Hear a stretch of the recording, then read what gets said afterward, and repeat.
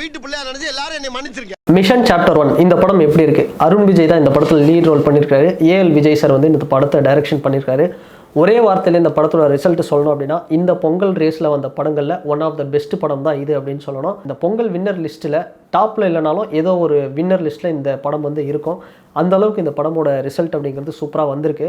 இந்த படத்தை வந்து ஏஎல் விஜய் சார் வந்து டைரக்ஷன் பண்ணியிருக்காரு. அவர் வந்து பார்த்தோம் அப்படின்னா தெய்வ திருமகள், தலைவா, மதராசப்பட்டினம் இது மாதிரியான ஃபில்மெல்லாம் வந்து டைரக்ஷன் பண்ணவர். அவர் வந்து தன்னுடைய ஜேனர், அதாவது அவருடைய படம் ஜென்ரலாக பார்த்தோம் அப்படின்னா காமெடி, லவ் இது மாதிரியான விஷயங்கள்லாம் இருக்கும், சாங்ஸ். ஆனால் இந்த படத்தில் லவ், காமெடி, சாங்ஸ் இது மாதிரி எதுவுமே ஒரு விஷயம் கிடையாது. ஒரு யூஸ்வலாக அவருடைய ஜேனரை விட்டு வேற ஒரு எப்படி சொல்கிறது, கம்ப்ளீட்டாக ஒரு ஆக்ஷன் பேக்கடான ஒரு ஃபில்மை தான் பண்ணியிருக்காரு. அதுக்கு சரியான ஒரு ஹீரோவை தேர்ந்தெடுத்து அருண் விஜய் சாரை வந்து இதில் போட்டது ஒரு பெரிய ப்ளஸ். அருண் விஜய் சார் பார்த்தோம் அப்படின்னா படம் ஃபுல்லாகவே வந்து ஒரு பக்கா ஆக்ஷன் ஹீரோவாக தனக்கு என்னென்னலாம் ப்ளஸ்ஸோ அதை எல்லாத்தையும் பண்ணியிருக்காரு. மனுஷன் ஷூட்டிங்கில் வந்து எத்தனை பெயின், எவ்வளோ வந்து இன்ஜூரி ஆச்சு அவருக்கு, அந்தளவுக்கு வந்து ஒரு ஆக்ஷன் வந்து வேறு லெவலில் பண்ணியிருக்காரு அப்படின்னு தான் சொன்னோம். சில இடங்கள்லாம் பார்க்கும்போது ஏதோ பாகுபலியில் வர பிரபாஸ் மாதிரியெல்லாம் பர்ஃபார்மன்ஸ் பண்ணியிருக்காரு அருண் விஜய் சார். அந்தளவுக்கு வந்து ஒரு சூப்பரான படம். ஆடியன்ஸ் இந்த படத்தை போய் பார்க்குறீங்க அப்படின்னா நீங்கள் கொடுக்குற ஒரு 150 ருபீஸ்க்கு ஒரு 2.5 மணி நேரம் படம் தான். ரொம்ப பெரிய படம்லாம் கிடையாது, 2.5 மணி நேரம். எதுவும் வந்து அப்படியே ஜவ்வு மாதிரி இழுக்கிற அந்த விஷயங்கள்லாம் கிடையாது. ஸ்டார்டிங்லேருந்து எண்டிங் வரைக்கும் உங்களுக்கு போர் அடிக்காமல் ஒரு சீட் எஜ்ஜில் உட்கார வச்சு சூப்பராக வந்து உங்களுக்கு ஒரு ஆக்ஷன் பேக்கடை வந்து காட்டக்கூடிய படமாக தான் இது இருக்கும். அந்தளவுக்கு வந்து ஒரு நல்ல படம்னு அப்படின்னே சொல்லலாம். ஸோ இந்த படத்தில் வந்து சூஸ் பண்ண கேரக்டர்ஸ் எல்லாமே வந்து ஒரு சூப்பரான கேரக்டர்ஸ். அதுக்கு முன்னாடி வந்து இந்த படத்தோட கதையை வந்து பார்ப்போம். இந்த படத்துடைய கதை அப்படின்னு பார்க்கும்போது படம் வந்து காஷ்மீரில் ஸ்டார்ட் ஆகுது. காஷ்மீரில் வந்து ஓமர் அப்படிங்கிற ஒரு டெரரிஸ்ட் பார்த்தோம்னா ஒரு இன்னோசன்ட் முஸ்லீம் ஃபேமிலியை வந்து அப்படியே வந்து ஒரு த்ரெட் பண்ணி அவங்க கூட வந்து இருந்து அவங்கள மிரட்டிக்கிட்டே இருக்கார். அப்புறம் அந்த இடத்துல வந்து ஒரு குரூப் வந்து இந்தியன் போலீஸ் வந்து என்ன பண்ணுறாங்க, அவரை கைது பண்ணுறாங்க, கண்டுபிடிக்கிறாங்க, அவங்கள வந்து இவர் கொல்றாரு. இந்த இடத்துலேருந்து தான் இந்த கதை ஸ்டார்ட் ஆகுது. இவர் வந்து அதுக்கப்புறம் பிரிட்டிஷ் போகிறாரு. லண்டனில் போயிட்டு பார்த்தோம் அப்படின்னா அந்த லண்டன் ப்ரிசனில் வந்து இந்த டெரரிஸ்டோடைய கீழே இருக்கிற ஒரு 3 பேர் வந்து அந்த ப்ரிசனில் இருக்கிறாங்க. அவங்கள வந்து வெளியே இது பண்ணணும், வெளியே வர வைக்கணும்னு ஒரு டிமாண்ட் வைக்கிறாரு. அந்த ப்ரிசனில் பார்த்தோம்னா ஏமி ஜாக்சன் தான் வந்து ஒரு ஜெயிலராக இருக்கிறாங்க. அதே மாதிரி பார்த்தோம் அப்படின்னா இந்தியாவில் வந்து பார்த்தோம்னா ஆல்ரெடி வந்து அருண் விஜய் ஒரு ஜெயிலராக இருந்திருக்கிறாரு. அவர் வந்து அவருடைய வேலையை விஆர்எஸ் கொடுத்துட்டு அவருடைய பொண்ணோட ட்ரீட்மெண்ட்க்கு வந்து லண்டன் போகிறாரு.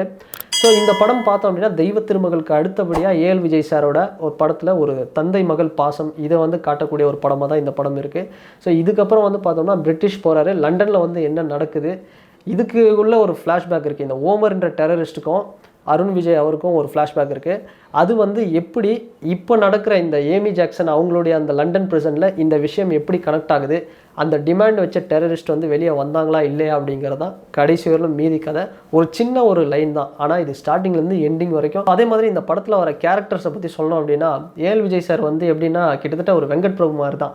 வெங்கட் பிரபு சார் எப்படி வந்து பிரேம்ஜி அவர் தம்பி இல்லாமல் படம் பண்ண மாட்டாரோ அது மாதிரி ஏமி ஜாக்சன் இல்லாமலும் ஜிவி பிரகாஷோட மியூசிக் இல்லாமலும் படம் பண்ண மாட்டார் போல். அந்த அளவுக்கு தான் வந்து இதில் பர்ஃபார்ம் பண்ணியிருக்காரு. ஏமி ஜாக்சன் அவங்களுடைய கரியரில் இது ஒன் ஆஃப் த பெஸ்ட் அப்படின்னே சொல்லலாம்.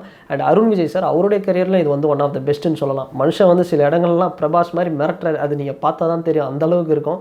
அண்ட் இன்னொரு சில கேரக்டர்ஸ்லாம் வராங்க. அதுலேயும் குறிப்பாக சொல்லணும் அப்படின்னா வில்லன் வந்து இந்த படத்தில் வெயிட். இந்த வில்லனை தூக்கி அயலாண்டில் போட்டிருந்தோம் அப்படின்னா அயலாண்டில் ஒரு பெஸ்ட் வில்லன் தான் இல்லைன்னு சொல்ல, ஆனால் இவர் வந்து அயலாண்டில் பண்ணியிருந்தாருன்னா இன்னும் பெட்டராக இருந்திருக்கும். பரத் போபண்ணா அப்படிங்கிற ஒரு கன்னடா ஹீரோ, அவர் வந்து ஒரு ரோம்காமான ஒரு ஃபிலிம் தான் கன்னடாவில் பண்ணியிருந்தார். ஆனால் இதில் அப்படியே பக்காவாக அப்படியே ஒரு வில்லத்தனமாக அவரோட லுக்கு எல்லாமே பார்த்தோம் அப்படின்னா சூப்பராக ஒரு வில்லன் ரோல் வந்து பண்ணியிருந்தார். அருண் விஜயம் பார்த்தோம்னா அவருக்கு ஏற்ற மாதிரி வந்து அவரோட ஹீரோயிசம் அதெல்லாம் வந்து பக்காவாக பண்ணியிருந்தார். இப்போ எப்படி என்ன இருந்தாலும் அருண் விஜய் சார் வந்து அந்த புருவத்தெல்லாம் அப்படி தூக்கிறதெல்லாம் வேறு லெவலில் இருக்கும், அந்த விக்டர் கேரக்டர். அது மாதிரியான ஒரு விஷயம் இதெல்லாம் பண்ணியிருக்காரு. அவரோட பாடி லாங்குவேஜாக இருக்கட்டும், அவர் பண்ண ஸ்டண்ட்டாக இருக்கட்டும், எல்லாமே ப்ளஸ் அப்படின்னு சொல்லலாம். இது தவிர்த்து இந்த படத்தில் வந்து ப்ளஸ் அப்படின்னு சொல்லணும்னா நிறைய விஷயங்கள் சொல்லிட்டு போகலாம். இந்த படத்தோட ஸ்க்ரீன் பிளே, சினிமாட்டோகிராஃபி அண்ட் இந்த படத்தோட மேக்கிங் கிட்டத்தட்ட வந்து அப்படியே லண்டனில் ஒரு ஹாலிவுட் படம் மாதிரி இல்லைனாலும் கிட்டத்தட்ட அந்த ஒரு லண்டனில் எப்படி இருக்குமோ அது மாதிரி வந்து சூப்பராக வந்து சினிமாட்டோகிராஃபி எல்லாமே பண்ணியிருந்தாங்க. மேக்கிங் எல்லாமே ஸ்டண்ட்டு வந்து இந்த படத்தில் வந்து பாராட்டி ஆகணும். ஸோ இந்த படத்தில் வந்து இதெல்லாம் வந்து ப்ளஸ். கிட்டத்தட்ட எனக்கு கேட்டால் நான் எல்லாமே ப்ளஸ் அப்படின்னு தான் சொல்லுவேன். சில விஷயங்கள் மைனஸாக இருக்கிறது என்னென்னு பார்த்தோம் அப்படின்னா இந்த படத்தில் வந்து மியூசிக் வந்து கொஞ்சம் மைனஸாக இருக்கும் அப்படின்னு யோசிக்க தோணும். ஏன்னா இப்போ ஒரு மியூசிக் வந்து நம்ம கேட்கும்போது ஜிவி பிரகாஷ் தான் பண்ணியிருக்காரு. இதுவே அவர் இதுக்கு முன்னாடி பண்ண படங்கள் சில படங்கள்லாம் வந்து அந்த மியூசிக் வந்து ரிப்பீட்டடாக வேறு லெவலில் இருக்கும். ஆனால் இதில் வந்து அந்த மியூசிக் பிஜிஎம்லாம் இன்னும் கொஞ்சம் பெட்டராக பண்ணியிருக்கலாமோ அப்படின்னு வந்து நமக்கு தோண வைக்கும். ஸோ இது மாதிரியான விஷயங்கள் தான் இந்த படத்தில் வந்து ஒரு மைனஸாக இருந்ததே தவிர மற்றபடி வேறு எதுவும் வந்து இந்த படத்தில் மைனஸாக இல்லை. இன்னொன்று சொல்லணும் அப்படின்னா, இந்த படம் ஒரு லோகேஷ் கனகராஜ் டைரக்ஷன் பண்ண மாதிரி இருக்கும். அதே மாதிரி அந்த கைதி, ஜெயிலு, அந்த இருட்டு, இது மாதிரியான ஒரு கான்செப்ட்லேயே தான் இந்த படம் ஓடிட்டு இருக்கும். அவ்வளோ வந்து ஒரு நல்லா சூப்பராக வந்து போயிருந்ததுன்னே சொல்லலாம். ஸோ லோகேஷ் கனகராஜ் சார் வந்து என்ன பண்ணணும், ஃப்யூச்சரில் அருண் விஜய் மாதிரி ஒரு ஆக்டரையும் அவருடைய அந்த எல்சியூக்குள்ளே கொண்டு வந்தாருன்னா ரொம்ப நல்லாயிருக்கும். ஏன்னா மனுஷன் வந்து அவ்வளோ எஃபர்ட் போடுறாரு. இப்போ பாலிவுட் எடுத்துக்கிட்டோம் அப்படின்னா சல்மான் கான், ஷாருக் கான் மட்டும்தான் நாங்கள் பார்ப்போம். இல்லை, அது அவங்கள விட சின்னதாக ஒரு டைகர் ஷெராஃப் வந்து ஸ்டண்ட் பண்ணாலும் அதை வந்து வேறு லெவலில் மாசாக வந்து நாங்கள் என்ஜாய் பண்ணுவோம் அப்படின்னு என்ஜாய் பண்ணுறாங்க. ஸோ இந்த மிஷன் படம் கூட பார்த்தோம் அப்படின்னா, இப்போ எங்கள் வீட்டிலே போய் எங்கள் பேரண்ட்ஸ் கிட்ட சொன்னால் மிஷன் ஒரு படம் வந்தது அருண் விஜய் படம் அப்படின்னா யாருக்கும் தெரியாது. ஏன்னா இப்போ அயலான் கேப்டன் மில்லர் தெரிகிற அளவுக்கு வந்து மிஷன் அப்படிங்கிற ஒரு படம் தெரியல. ஏன்னா அந்த அளவுக்கு வந்து ஒரு ப்ரொமோஷனாக இருக்கட்டும், அருண் விஜய் தானே, அருண் விஜய்க்கு என்ன பெரிய ஃபேன்ஸாக இருக்காங்க, இல்லை அருண் விஜய்க்கு என்ன பெரிய சம்பளம் என்ன ஒரு 100 கோடியாக தராங்க, அப்படிலாம் வந்து பார்க்கவே கூடாது. ஸோ நல்ல ஒரு உழைப்பை போட்டிருக்காரு. அதுக்காகவே இந்த படத்தை போய் பார்க்கலாம். அதே மாதிரி அருண் விஜய் சார் வந்து நிறைய ப்ரொடியூசர்ஸ் வந்து அவரை நிறைய ஜேனரில் பண்ணக்கூடியவர் அருண் விஜய். அதாவது எப்படின்னா, ஃபேமிலி என்டர்டெயின்மெண்ட்டாக இருக்கட்டும், காமெடியாக இருக்கட்டும், எல்லாமே பண்ணக்கூடியவர். அவருக்கு வந்து நிறைய ப்ரொடியூசர்ஸ், நிறைய படங்கள் வந்து அமைஞ்சதுன்னா நிச்சயமாக அவர் வந்து தமிழ் சினிமாவில் ஒரு பேசப்பட வேண்டிய, ஆல்ரெடி அவர் யார் அப்படிங்கிறத ப்ரூவ் பண்ணிட்டாரு.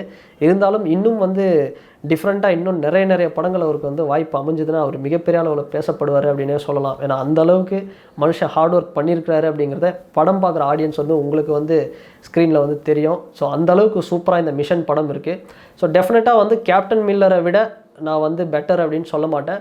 ஆனால் கேப்டன் மில்லருக்கு ஈக்குவலான ஒரு படம் தான் இது, இந்த படம். ஆனால் அயலானோட கம்பேர் பண்ணும்போது பார்த்தோம்னா மிஷன் அப்படிங்கிறது செகண்ட் ஹாஃப் ஓகே ஓரளவுக்கு வந்து பரவாயில்ல அப்படின்னே சொல்லலாம். ஸோ மொத்தத்தில் பார்த்தோம் அப்படின்னா இந்த பொங்கல் லிஸ்ட்டில், வின்னர் லிஸ்ட்டில் இதுவும் ஒன் ஆஃப் த வின்னர் அப்படின்னே சொல்லலாம். அந்த அளவுக்கு தான் இந்த படம் இருக்குது. ஸோ இந்த படத்தை வந்து நீங்கள் போய் தியேட்டரில் பாருங்கள். இதுக்கு முன்னாடி யாராவது இந்த படத்தை பார்த்துருந்தீங்கன்னா கீழே கமெண்ட் செக்ஷனில் வந்து இந்த படத்துடைய கருத்துக்களை வந்து பதிவிடுங்க. அண்ட் இந்த வீடியோ உங்களுக்கு பிடிச்சிருந்ததுன்னா லைக் பண்ணுங்கள், ஷேர் பண்ணுங்கள், கமெண்ட் பண்ணுங்கள், சப்ஸ்கிரைப் பண்ணுங்கள். அண்ட் வேறு ஒரு வீடியோவில் வேறு ஒரு கண்டென்ட்டில் நான் உங்களை பார்க்குறேன். பாய்.